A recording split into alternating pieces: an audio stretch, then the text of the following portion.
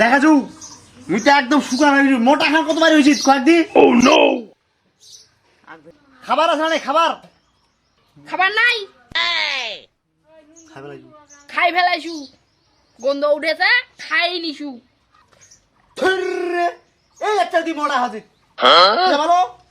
হ্যাঁ এখন তুমি মোটা হুজুগে তোক দে কইছু মই যে হাতে একটা ফ্রিজ নে নালে তুই তার ফ্রিজ আনি না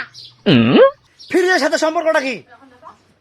ফ্রিজের সাথে সম্পর্ক কি তোর সাথে সম্পর্ক মানে সম্পর্ক আছে অবশ্যই সম্পর্ক আছে বেশি বেশি করে